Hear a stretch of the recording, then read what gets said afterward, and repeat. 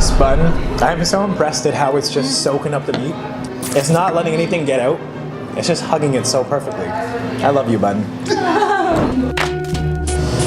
All right, so we are at the Appalachia Smokehouse on the Queensway, and now let's find out, what are we gonna eat today, Danielle? Well, I can't wipe the grin off my face right now because we're in for a feast. We've got baby back ribs, mac and cheese, and brisket sandwich. Oh, I'm so excited. I'm so hungry.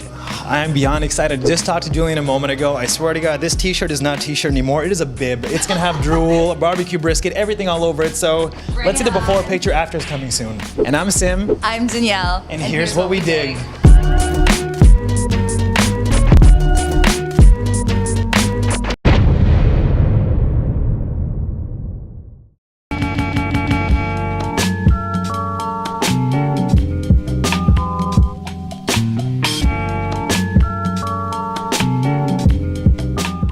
Yes, boss. We are at Appalachia Smokehouse, which is at the corner of Islington and the Queensway, that has locally sourced almost everything.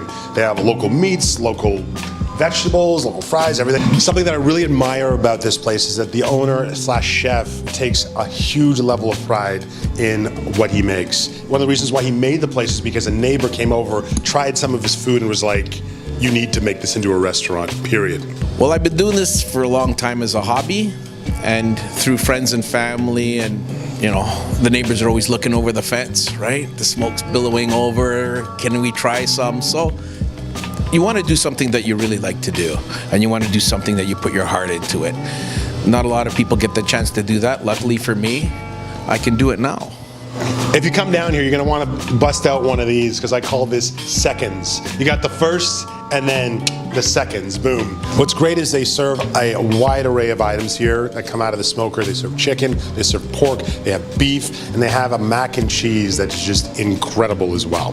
There's one more thing that you gotta try when you come over here, and that's French fries. Don't leave without trying them. So Julian, let's get into it. So what are we having today? Oh, we'll start with the ribs. The ribs we prepare in the morning. We have our own homemade rub we make in-house here. We use organic cane sugar, Hungarian paprika, all kinds of spices. I can't tell you all of them. I'm smoking today with pear wood. We'll take them out and I'll lightly sauce them for you. And we do our own homemade sauce. Now our sauce is made from scratch also. It's a tomato-based sauce, and we fry up onions, Dijon mustard, a little bit of brown sugar.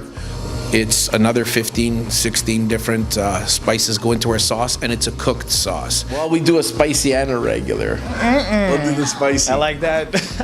I always want my meat to be fall off the bone, but not too fall off the bone. So these ones had that perfect balance of chew while still being really nice and tender, and it was finished off with that lovely barbecue sauce. It was so good. So when you bite into it, it's got a little bit of a kick, but the nice thing is it stays with you on your lips, and that's huge because you know what? It has staying power, and you're not gonna forget about it after you take that first bite or even the last bite. It's gonna go with you home. It's gonna sleep you and you wake up in the morning with you, possibly, if you want that in your life. But I mean, the ribs, great, fantastic. Julian, you're a well-dressed man. We gotta talk about now, how do you dress that brisket sandwich? Oh, it's dressed beautifully.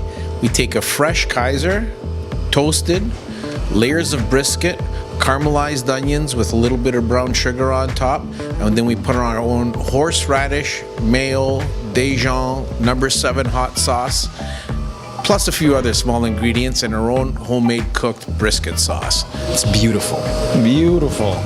Now for our first bite breakdown. So that brisket sandwich, you had that tender smoked brisket with just enough chew that you can sink your teeth into it, with a little bit of those caramelized onions for a little sweetness, on a lovely soft Kaiser bun. I love you, bun. That sauce with the horseradish, the mayo, soaking up all that meat. The bun gets a little bit of that sauce. You get it in every single bite.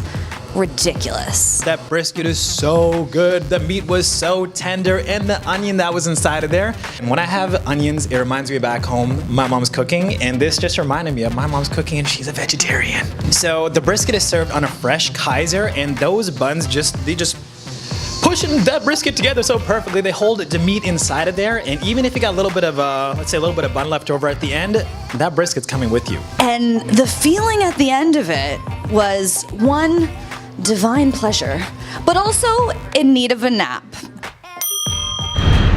All right, so let's get into the mac and cheese, that cheesy, beautiful noodle. Tell us about it. The mac and cheese, everything's done fresh when you come in. We use 2 styles of cheese, a double smoke that we have, and we use an old cheddar.